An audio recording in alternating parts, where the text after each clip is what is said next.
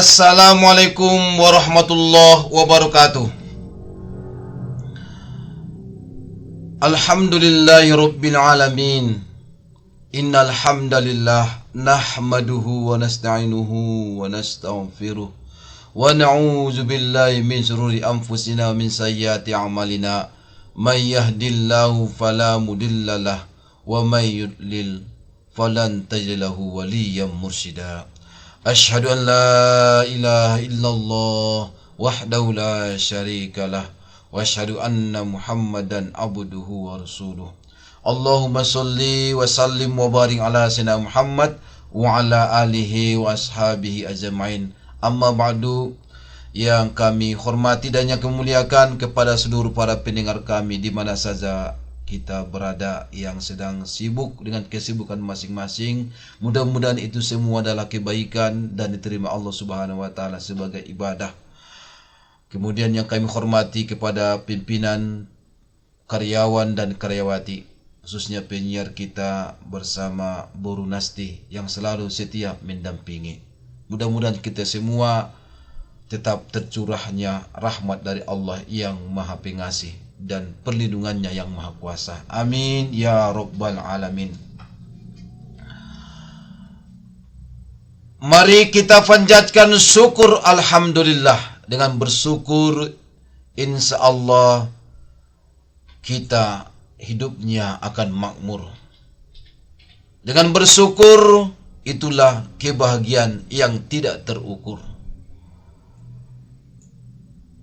La in syakartum la azidannakum wa la in kafartum inna azabi lasyadid. Salawat dan salam kepada junjungan Nabi besar Muhammad sallallahu alaihi wasallam, manusia yang terbaik di muka bumi ini, yang menjadi imam teladan bagi dalam kehidupan kita. Mudah-mudahan kita dapat meladani beliau dalam kehidupan sehingga hati kita menjadi hati yang bersih, suci, yang selalu siap menerima kebenaran, siap untuk mendengarkan nasihat, siap menerima pelajaran, dan siap merubah perilaku kita ke arah yang lebih baik. Allahumma sholli ala Muhammad wa ala ali Muhammad kama shallaita ala Ibrahim wa ala Ibrahim wa barik ala Muhammad wa ala ali Muhammad kama barakta ala Ibrahim wa ala ali Ibrahim fil alamin innaka Hamidum Majid. Kaum muslimin dan kaum muslimat rahimakumullah. Hati kita itu selalu berubah-ubah, berbolak-balik, tidak tetap. Hati kita kadang sehat, kadang sakit. Hati kita kadang cerah menyalah dan kadang buram, kusam dan kelam. Begitulah hati kita sehari-hari berubah-ubah. Dari Al-Quran kita perhatikan ada 3 macam hati: qalbun salim, qalbun mayyit, qalbun marid. Ada hati yang sehat, selamat, sejahtera, damai, dan selalu memberikan kebaikan. Dan ada hati yang sakit. Sakitnya tuh di sini. Sakitnya sekujur tubuh. Qalbun marid. Ada hati yang mayit, sudah mati, khotamallah. Hati yang sehat, itulah yang Allah jelaskan dalam Al-Quran. Di hari kiamat nanti itu manusia akan datang ke hadapan Allah Subhanahu wa taala dengan hati yang sejahtera, hati yang sejahtera. Begitu juga dalam Al-Quran tentang hati yang sakit. Khatamallahu fi qulubihim maradun fazadahumullahu marada. Di dalam hati seseorang ada hatinya yang sejahtera, ada hatinya yang sejahtera, itulah hati yang orang-orang yang beriman. Hati orang-orang yang beriman, yang selalu memberikan kebaikan, menyampaikan kebaikan, menebar kebaikan, walaupun bagaimana tantangan yang dihadapi dan bagaimanapun cobaan yang selalu diuji, dia selalu menyampaikan kebaikan demi kebaikan. Tentu hidup kita tidak ada yang selalu dalam keadaan statis, selalu bersifat dinamis. Yauma la yanfa'u malu wala banun illa man atallaha biqalbin salim, yaitu pada hari harta dan anak-anak laki-laki tidak berguna kecuali orang-orang yang menghadap Allah dengan hati yang bersih. Wa uslifatil jannatu lil muttaqin, dan pada hari itu didekatkanlah surga kepada orang-orang yang bertakwa. Wa burrizatil zahimu lil ghawin, dan diperlihatkanlah dengan jelas neraka jahim kepada orang-orang yang sesat. Jadi hati yang sehat ini, hati yang sejahtera, adalah hati orang yang beriman ketika menghadap Allah dengan hati yang bersih. Tak ada penyakit-penyakit hati, iri hati, dengki, sum'ah, riya, malas, syirik, apalagi itu tidak ada pada diri orang beriman. Tapi hatinya adalah salim, mendamaikan, menenteramkan, dan membahagiakan. Sedangkan hati yang mayit itu Allah jelaskan dalam Al-Quran yang sering kita baca, itu dalam Al-Quran surah Al-Baqarah ayat 6 sampai 7. Innal ladzina kafaru sawa'un 'alaihim a anzartahum am lam tunzirhum la yu'minun. Sesungguhnya orang-orang kafir sama saja bagi mereka, kamu berikan peringatan atau tidak kamu berikan peringatan, mereka tidak akan beriman. Khatamallahu ala qulubihim wa ala sam'ihim. Allah telah mengunci mati hati dan pendengaran mereka. Wa ala absarihim ghishawatu wa lahum azabun azim. Dan Allah juga kunci penglihatan mereka ditutup, dan mereka siksa yang amat berat. Jadi hati yang mati ini adalah hati orang-orang kafir. Diberikan peringatan atau tak diberi peringatan, mereka tidak akan beriman karena hati mereka sudah terkunci. Pendengaran mereka sudah terkunci, penglihatan mereka sudah ditutup, mata hatinya sudah tertutup. Matanya mungkin terbelalak semacam mata ikan asin, tapi dia tidak melihat kebenaran. Dia memang hidup, tapi hatinya tidak hidup. Tidak mata yang ada pada kepala, tapi mata yang pada hati, itu yang tertutup. Khatamallah. Sedangkan hati orang yang sakit adalah hati orang-orang munafik. Fi qulubihim maradun fazadahumullahu marada walahum azabun alimun bima kanu yakzibun. Dalam hati mereka ada penyakit, lalu ditambah Allah penyakitnya, dan bagi mereka siksa yang pedih sebabkan mereka berdusta. Ini adalah orang-orang yang munafik. Orang yang munafik itu adalah membohongi diri sendiri. yukhadi'una Allah wallazina amanu wa ma yahdawna illa anfusahum wa ma yas'urun. Mereka hendak menipu Allah dan orang-orang yang beriman, padahal mereka hanya menipu dirinya sendiri, sedang mereka tidak sadar. Orang munafik itu mengatakan beriman kepada Allah dan hari kemudian, padahal mereka tidak beriman. Wa minan nasi may yaqulu amanna billahi bil yawmil akhir wa ma hum bimu'minin. Dan orang munafik itu orang yang hatinya sakit ketika dia dilarang untuk tidak membuat kerusakan. Dia mengatakan dia tidak membuat kerusakan, tapi dia mengadakan perbaikan.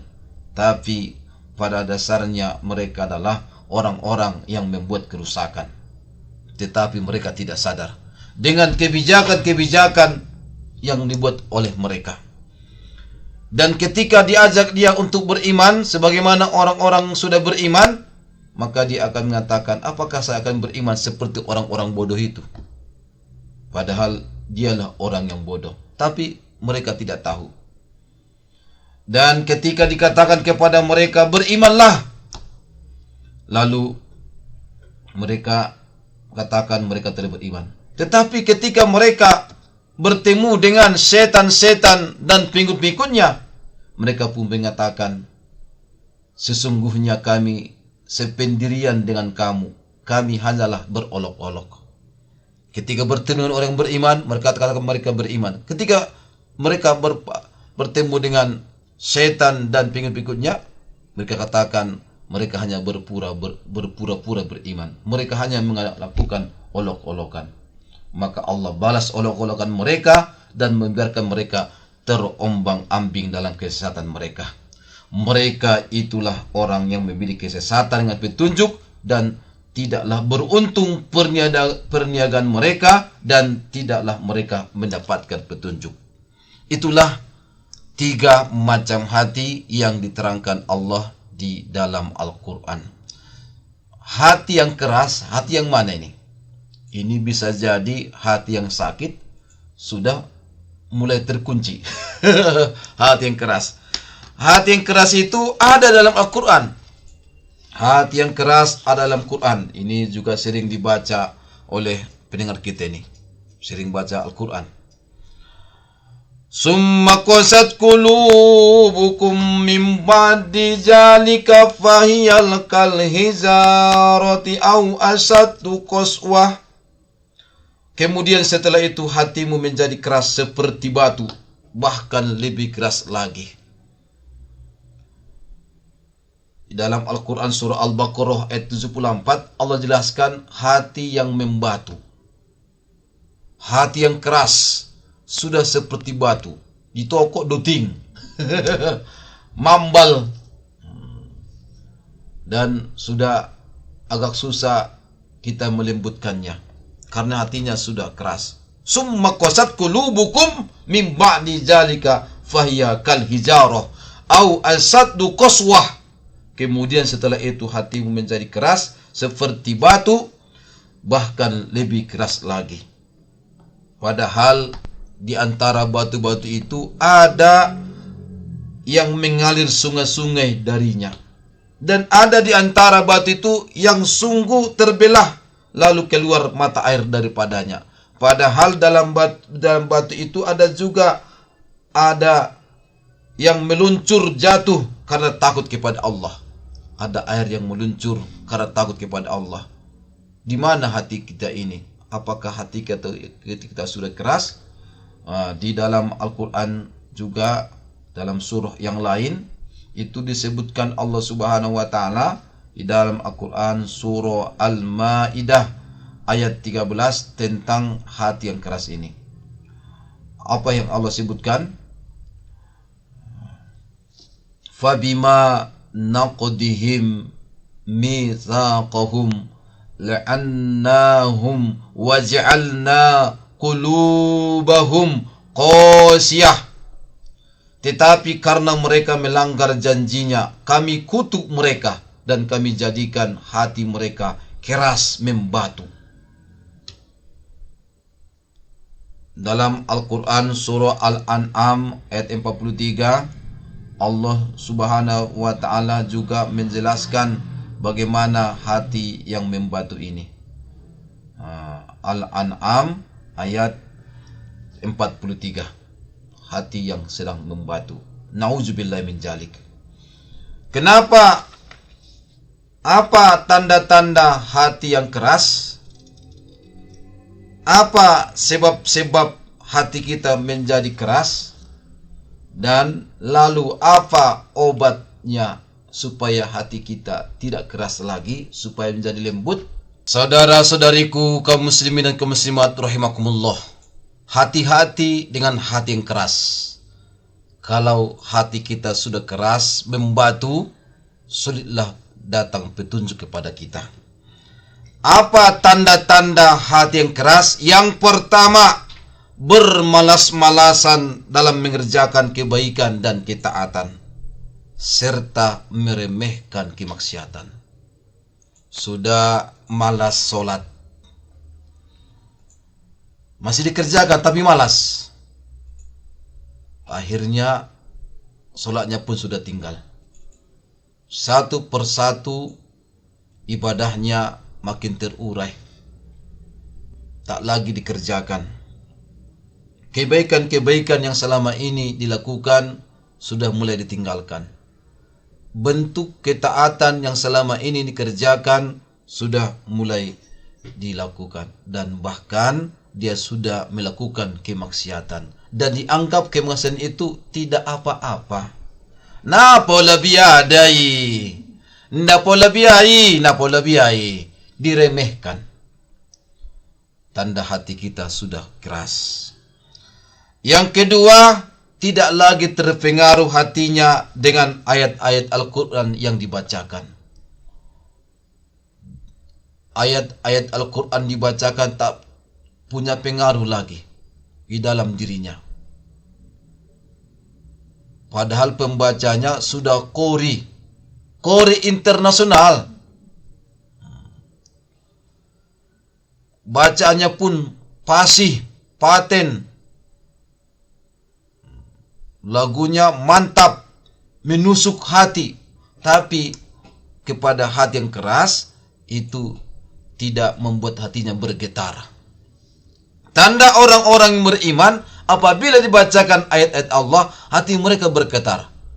Tapi hatinya tidak lagi bergetar ketika dibacakan ayat suci Al-Quran. Sudah dianggapnya baca Quran itu adalah bacaan yang biasa. Tak ada lagi getaran. Yang ketiga, tidak lagi terpengaruh hatinya dengan berbagai ujian, musibah dan cobaan yang diberikan Allah. Dia sudah diuji Allah dengan berbagai ujian. Sudah diberikan Allah berbagai musibah. Dan bahkan bala bencana sudah datang.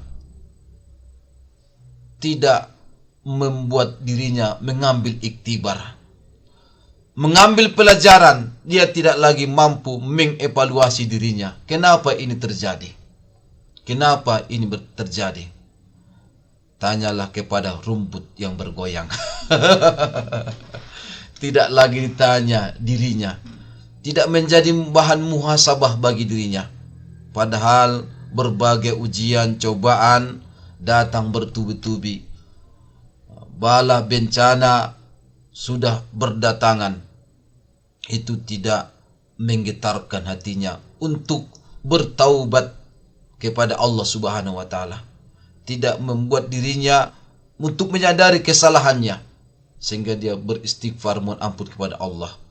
Hati kita sudah keras, tidak lagi terpengaruh atas berbagai ujian, musibah dan cobaan yang sudah Allah berikan. Karena ujian, cobaan, musibah itu datang, wala nuziqannahum minal azabil adana dunal azabil akbari la'allahum yarji'un. Allah datangkan kepada kita berbagai ujian yang sangat dekat yang terjadi di dunia ini sebelum datang nanti azab di akhirat, supaya kita kembali kepadanya, kembali menyadari siapa diri kita. Kita adalah hamba Allah, supaya kita kembali untuk menyadari tugas dan fungsi kita di dunia ini, tugas kita adalah beribadah kepada Allah.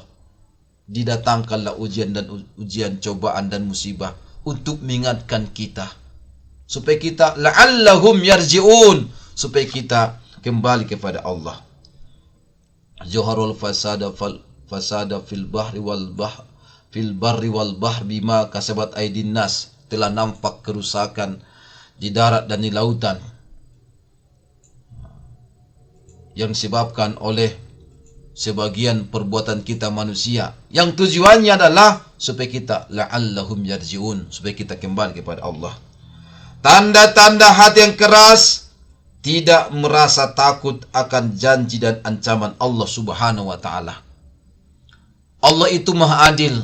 Ketika kita melakukan kebaikan, Allah berikan reward, penghargaan, pahala. Pahala dunia dan pahala akhirat. Dan ketika Allah larang kita dari sebuah perbuatan, Allah berikan ancaman. Dan ancaman itu bagi orang hatinya keras, itu tidak lagi terpengaruh. Karena ancaman itu ya dikatakannya hanyalah berupa ancaman. Tidak betul. Bahkan neraka pun dijadikan bahan olok-olokan. Neraka dijadikan bahan guyonan. Neraka dijadikan sebagai bahan tertawaan. Neraka itu seolah-olah adalah khayalan. Hati kita sudah mengeras. Bertambahnya kecintaan terhadap dunia dan mendahulukan dunia daripada akhirat. Kecintaan kita kepada dunia makin hebat. Kita ingin mendapatkan cinta dari manusia, ingin mendapatkan harta yang sebanyak-banyaknya, emas, perak, kebun, sawah yang luas, dan juga kendaraan yang mengkilat. Itu sudah membahana dalam hati kita, sehingga kita pun lebih mendahulukan itu. Kita sibuk bekerja, kita sibuk mengejar dunia itu, sehingga kita lupa beribadah, lupa akhirat kita. Yang keenam, tanda hati yang keras, tidak tenang hatinya dan selalu merasa gundah gulana. Hati yang keras, tak pernah lagi tenang pikirannya, tenang lagi hatinya. Ada buruk sangka, ada prasangka yang buruk pada siapapun. Dia tidak yakin lagi, dianggapnya semua sama, semua orang, dan pikirannya tidak pernah tenang. Yang kemudian, tanda hati yang keras, bertambahnya dan meningkatnya kemaksiatan yang dilakukannya. Bertambah maksiatnya. Tidak hanya kewajiban-kewajiban yang diabaikannya, justru dia sudah melakukan berbagai kemaksiatan. Dia sudah berani berjudi, minum minuman khamir, narkoba, dan dia sudah main game yang bersifat judi offline, judi online, dan dia sibuk dengan main games, mengharapkan sedikit cuan. Dia sibuk dengan media sosialnya, mengharapkan sedikit cuan yang diharapkan didapatkan darinya. Bertambahlah kemaksiatannya. Itu tandanya hatinya sudah keras. Kemudian tidak lagi mampu membedakan yang baik dan yang salah, makruf dan mungkar. Apakah ini baik? Sudah mulai abu-abu. Apakah ini salah?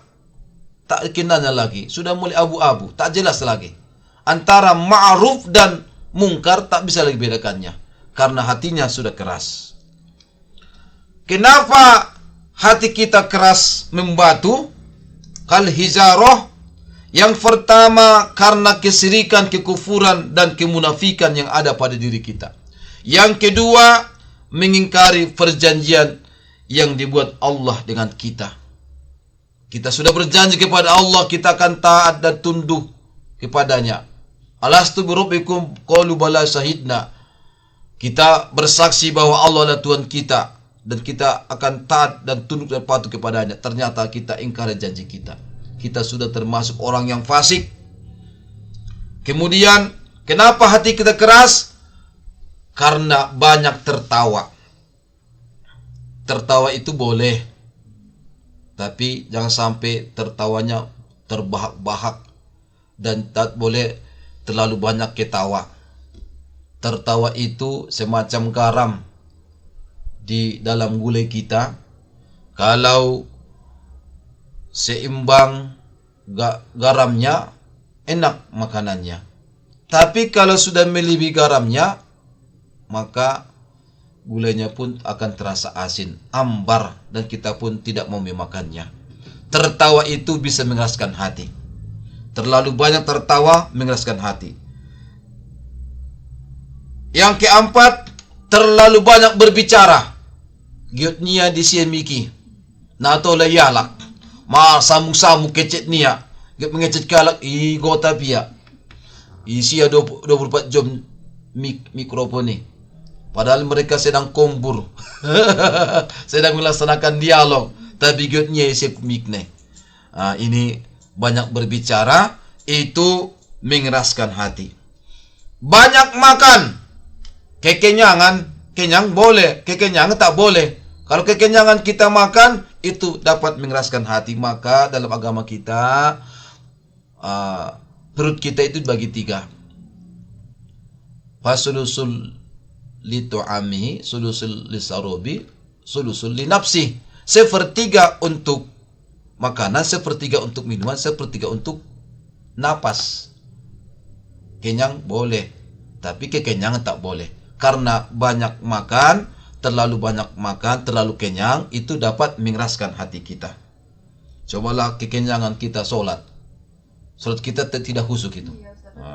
Ini pengalaman si dia ini.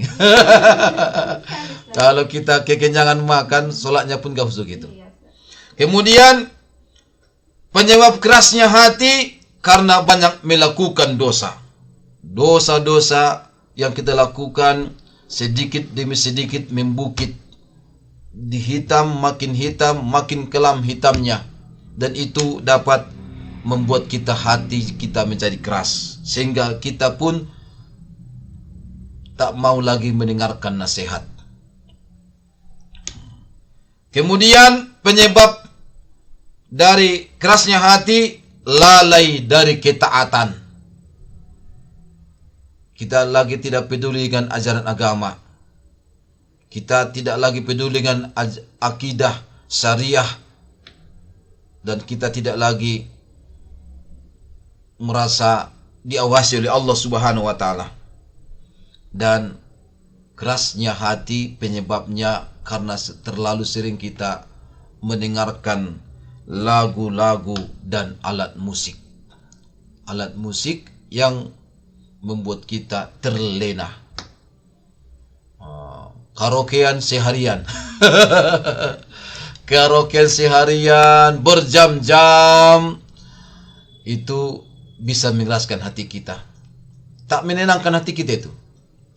Kemudian suara wanita yang menggoda. Membuat hati lelaki menjadi keras. Dia mendengarkan suara wanita itu, sudah tak tenang lagi hati dan pikirannya. Yang ke-9,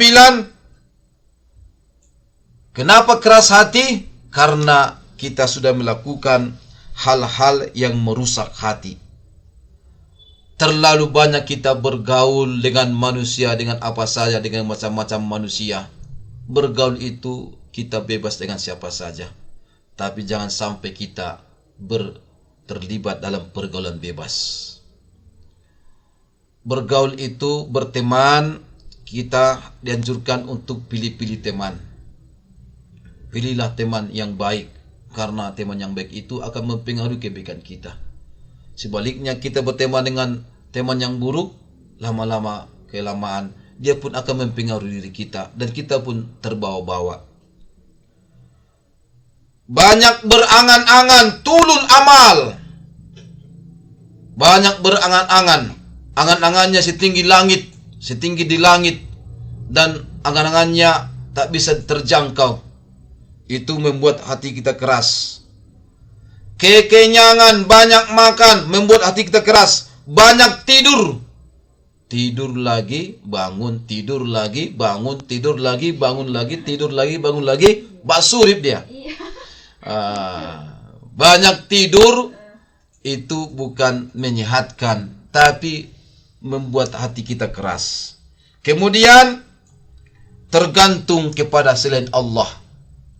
Kita terlalu berharap kepada orang yang kita cintai, terlalu berharap kepada keluarga kita, terlalu berharap kepada teman kita, terlalu berharap kepada atasan kita, dan terlalu berharap dengan yang lain. Padahal berharap itu boleh, silakan, tapi berharaplah kepada Allah. Kalau kita berharap kepada manusia, pasti suatu saat kita akan kecewa. Karena harapan kita tinggallah harapan. Kadang kita pun kena PHP, diberikan harapan palsu. Ya, kena PHP. Hati-hati ini Lia ya. Dan sampai terkena PHP oleh lelaki yang tak. Inilah penyebab hati yang keras. Inilah yang sampaikan oleh Ibnu Qayyim. Selanjutnya obatnya nanti kita sampaikan setelah sesi ketiga. Kaum muslimin dan kaum muslimat rahimakumullah. Tanda-tanda hati yang keras sudah kita sampaikan, dan apa penyebabnya hati kita keras juga sudah kita sampaikan. Sekarang kita sampaikan adalah obatnya. Apa obat hati yang keras? Obat hati yang keras yang pertama dan paling utama adalah berimanlah kepada Allah dan Rasulnya. Selalulah berusaha untuk meningkatkan keimanan. Yang kedua, perbanyaklah berzikir dan membaca Al-Quran dan mentadaburinya dengan mendalami dan merenungi maknanya. Kemudian perbanyaklah belajar tentang ilmu agama dan berlindunglah kepada Allah Subhanahu wa taala dari hati yang tidak khusyuk. Berbuat baiklah kepada anak yatim dan orang-orang miskin. Apalagi ini bulan Muharram adalah lebarannya anak yatim. Di dalam hadis dari Abi Umamah, hadis riwayat Ahmad, bahwa Nabi kita Muhammad SAW bersabda, barang siapa yang mengusap kepala anak yatim semata-mata karena Allah, maka setiap rambut yang ia usap memperoleh satu kebaikan. Barang siapa berbuat baik kepada yatim sekitarnya, maka ia denganku ketika di surga seperti dua jari ini, yaitu jari telunjuk dan jari tengah. Dan menunjukkan dua jarinya, yaitu jari telunjuk dan jari tengahnya. Dalam hadis riwayat Ahmad dari Abu Hurairah radhiyallahu anhu, ada seseorang melaporkan kekerasan hatinya kepada Nabi Muhammad SAW. Lalu Nabi berpesan, usaplah kepala anak yatim dan berilah makan orang-orang miskin. Itu juga dalam hadis dari Abu Dardah radhiyallahu anhu, yang berkata, seseorang laki-laki mendatangi Rasulullah SAW dan mengeluhkan keras hatinya. Lalu Rasulullah SAW berpesan, apakah kau ingin hatimu lembut dan hajatmu terkabul? Sayangilah yatim, usaplah kepalanya, berilah ia makan dari makananmu, maka hatimu akan lembut dan hajatmu akan terkabul. Hati yang keras obatnya adalah berbuat baik terhadap anak yatim dan orang-orang miskin. Obat hati yang keras adalah banyak mengingat kematian, banyak berziarah kubur, menghadiri majlis ta'lim, majlis ilmu, majlis zikir, wirid yasin. Obat hati adalah menjauhi sebab-sebab terjadinya fitnah dan dosa. Obat hati adalah memakan makanan yang halal. Obat hati adalah sering melaksanakan solat, terutama solat malam, solat tahajud. Dan perbanyaklah beribadah sebelum subuh, sebelum sahur. Dan yang ke-13 obat hati adalah bertemanlah dengan orang-orang yang soleh. Inilah obat-obat hati kepada kita. Kita sudah sampaikan bagaimana hati itu, ada hati yang damai, tenang. Mudah-mudahan kalau kita amalkan ini, kita makan obatnya. Berapa kali sehari makan obatnya? Setiap saat. Setiap hari. Inilah obatnya, ada 13. Mudah-mudahan kepada pendengar kami dapat mengamalkannya. Mudah-mudahan hati yang keras, summa qasat qulubukum kal hijarah, hati yang keras seperti batu dan lebih keras lagi dari situ, mudah-mudahan dapat dilembutkan. Yang keras bisa dilembut. Oleh karena itu, mari kita berusaha untuk mengobati hati kita dengan mengamalkan 13 obat hati. Mudah-mudahan Allah Subhanahu wa taala memberikan kepada kita hidayah, petunjuk, dan mudah-mudahan Allah juga menguatkan kita untuk mampu mengamalkan ajaran agama dalam kehidupan kita sehari-hari, sehingga akhlak kita pun menjadi akhlak yang terpuji, terhindar dari akhlak yang tercela, sehingga hidup kita penuh arti dan banyak manfaat kepada manusia lainnya. Amin amin ya rabbal alamin. Wallahu muwafiq ila aqwamit taufiq wal hidayah.